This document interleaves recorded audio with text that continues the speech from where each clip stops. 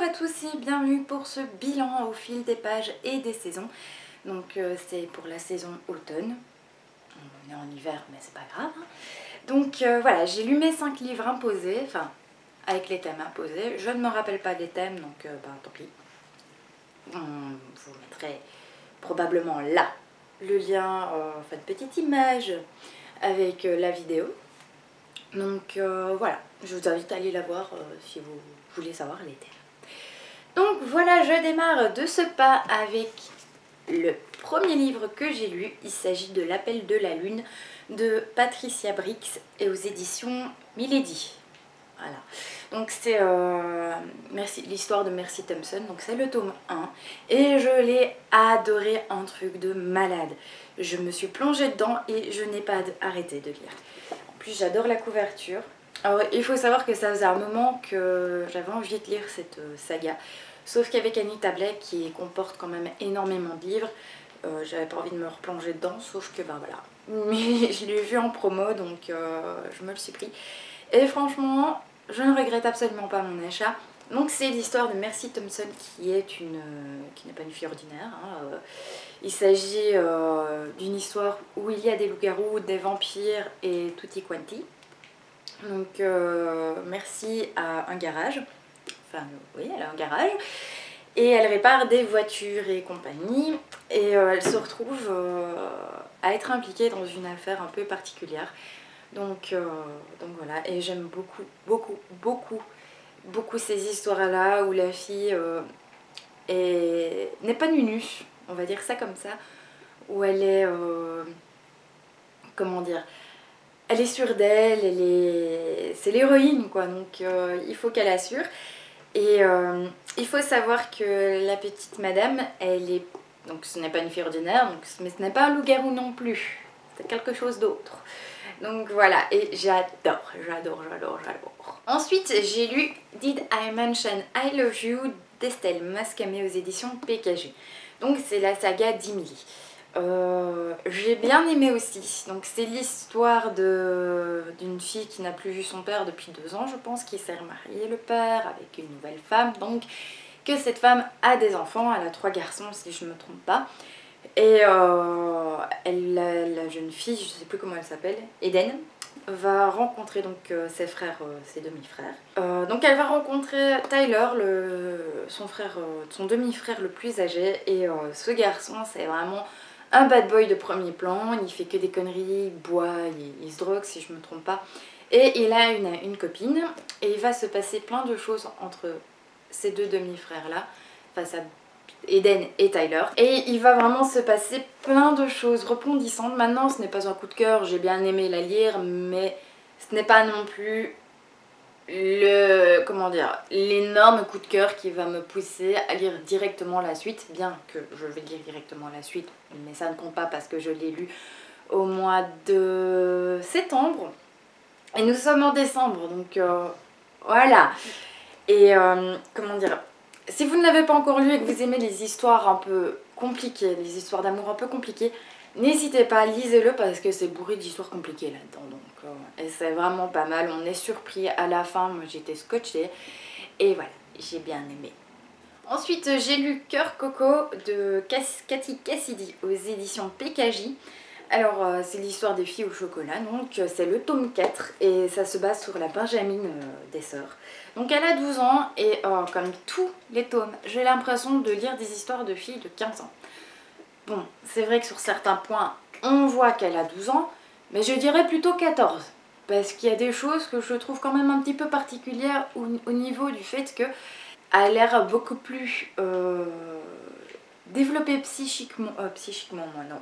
Elle a l'air beaucoup plus mature, voilà, c'est mieux que moi quand j'avais 12 ans. Donc je n'arrive absolument pas à me retrouver dans ce personnage, dans ces personnages, parce que toutes les sœurs me paraissent beaucoup plus matures que ce qu'elles devraient être. Mais en attendant, j'ai quand même bien aimé. C'est une petite histoire voilà, qui est mignonne comme tout, même s'il y a certaines choses qui sont vraiment invraisemblables. Mais voilà, maintenant je vais lire la suite sûrement parce que voilà, j'aime bien, mais sans plus. Je sais pas comment expliquer. En fait, le premier tome, quand je l'ai lu, donc Cœur Cerise, J'ai vraiment eu un coup de... Enfin pas un coup de cœur, mais j'ai vraiment apprécié ma lecture. J'ai vraiment aimé l'histoire parce que Chérie, donc la demi-sœur des filles au chocolat, et avec 15 ans je pense, et était quand même mature. Donc là ça passait, je vais dire. Mais ici avec les plus jeunes, donc il y en a une qui souffre à un moment donné d'anorexisme. Je trouve que c'est important de parler de ces choses-là dans la littérature jeunesse pour ne pas évidemment que des jeunes filles se retrouvent plongées dedans parce que c'est vraiment atroce. Mais je trouve que c'est trop jeune. Voilà, comme elle aurait pu faire les filles un peu plus âgées, ça serait passé beaucoup mieux avec moi. Maintenant, je ne dis pas que les filles qui lisent ce genre de livre et qui ont 12 ans ou un peu plus ne vont sûrement pas penser la même chose que moi des personnages. Moi, je lis ce livre en ayant 25 ans, donc du coup, je me rends compte que certaines choses sont un petit peu trop matures pour l'âge des personnages. Et aussi, je ne comprends pas les parents qui ne sont limite jamais là. Non mais sérieusement, la gamine, elle se revoit, bon ok, elle dit qu'elle va chez ses copines, etc. Mais n'empêche que maintenant, moi j'avais pas 4 sœurs, j'étais fille unique, donc c'est peut-être ça que je ne comprends pas. Mais sinon, l'histoire en elle-même de ce tome-ci est vraiment mignonne comme tout, j'ai vraiment bien aimé. Maintenant, comment dire, c'est bourré aussi de tendresse, d'amitié, de liens entre les personnes, que ce n'est pas forcément parce que vous êtes quelqu'un qui paraît méchant que vous êtes vraiment méchant. Et ça c'est beau, parce qu'il faut apprendre aux jeunes maintenant que ce n'est pas l'apparence qui fait tout, mais ce qu'il y a à l'intérieur de nous aussi. Et là j'ai l'impression de partir en vrille, bah c'est pas grave. Dans le même registre jeunesse, j'ai lu Cupcake et compagnie, le tome 3 de Lisa Papadimitriou. C'est aux éditions Hachette Roman. Et j'adore énormément cette saga. De par sa couverture que je trouve trop belle. Et aussi parce que j'adore les cupcakes. Et il y a plein de recettes de cupcakes dedans. Donc ça a vraiment... Cette saga a vraiment tout pour me plaire, si ce n'est que, de nouveau, c'est fort jeunesse. Mais c'est moins, comment dire, mature. Je ne sais pas l'âge qu'elle a, je me demande même si on le dit. Mais c'est moins basé sur l'âge. Voilà, la jeune fille, elle fait des cupcakes. Donc, ce n'est pas non plus énormissime comme bazar. Et elle ne se retrouve pas à sauver le monde. Mais elle fait des cupcakes qui sont très bons. Parfois un peu bizarres, mais bon quand même. Donc ici, il s'agit du concours. Donc, comment elle s'appelle encore? Je ne sais plus. Je sais plus comment elle s'appelle. Ben, la petite... Elle, je suppose. Elle. Elle va se retrouver avec une copine à faire un concours de talent dans leur école. Donc il va se passer plein de choses qui sont vraiment par moments très drôles. Parce que c'est nouveau des jeunes filles et elles ne savent pas spécialement voir plus loin que le bout de leur nez, on va dire. Donc c'est vraiment drôle parce que ça amène des situations très cocasses. Et voilà, j'ai beaucoup aimé. Moins de nouveau que les tomes précédents, c'est peut-être parce que je vieillis, j'ai passé la barre des 25 ans, je ne sais pas. Mais en attendant, j'ai vraiment aimé passer un petit moment avec ce roman. D'ailleurs, j'étais en pleine lecture du dernier livre que je vais vous présenter. Et j'ai coupé ma lecture en me disant je vais lire celui-là parce que ça commençait à devenir trop dense. Donc voilà, je passe au dernier. Il s'agit d'Outlander, donc de Diana Gabaldon aux éditions J'ai lu. C'est une sorte de grosse brique. Donc ça c'était le coup de cœur des gens, on va dire. C'était le thème. Choisir un coup de cœur de quelqu'un qui était proche, je pense, si je ne me trompe pas. Donc ici c'est le tome 1. Alors il faut savoir que moi avant de lire le livre, j'ai vu la série télévisée. Donc j'ai vu même pas toute la saison 1. Je me suis arrêtée, je vais vous dire tout de suite.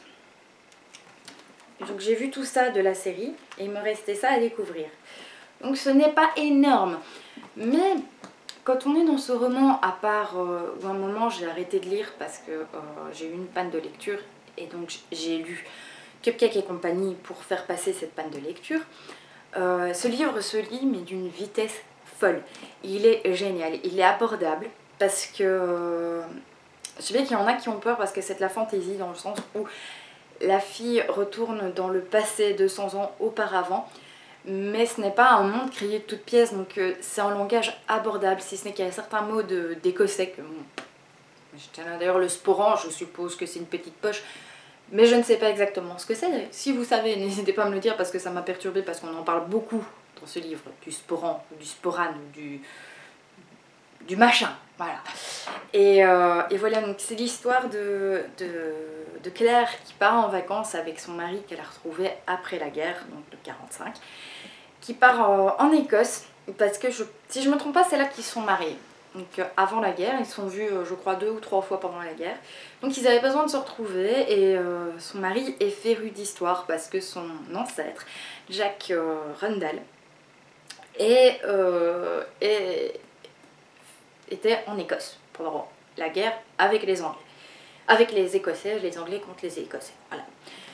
Donc il faut que la surtout va apprendre des choses qu'elle s'en fout parce que voilà, c'est passé, on peut pas y revenir. Sauf que Claire va à un moment donné se retrouver dans un cercle de menhirs et elle va entendre un bruit et elle va passer à travers la pierre et se retrouver 200 ans auparavant en Écosse. Là, elle va faire la connaissance de l'ancêtre de son mari, Jack Rundle, et ça va pas super bien se passer. Dites-vous. Et il y a aussi Jimmy, je pense que vous en avez entendu énormément parler, donc Jimmy, le petit rouquin, lui, c'est lui, Jimmy, et elle, c'est Claire. Et il va se passer plein de choses avec eux deux, ils vont apprendre à se connaître, etc. Il va se passer énormément de choses. Jimmy et le groupe d'Écossais qui vont, entre guillemets, attraper Claire et il va se passer plein de choses suite à ça. Donc voilà, et moi j'ai vraiment adoré, je sais pas si vous avez vu, mais sur la page Facebook ou Instagram ou les deux, je ne sais plus, j'ai vraiment adoré ce livre à tel point que j'ai mis à un moment donné que je comprenais pourquoi c'était un coup de cœur pour beaucoup de monde. J'ai hâte de lire la suite parce que la manière dont ça se termine, c'est juste ah mon dieu, je veux savoir. Donc voilà, je veux vraiment savoir la suite. J'ai vraiment adoré. C'est un livre que je recommande à 100% si vous l'avez pas lu. Lisez-le parce que vraiment, c'est une pépite. Il est génial. C'est une grosse brique qui peut faire peur, mais franchement, n'ayez pas peur.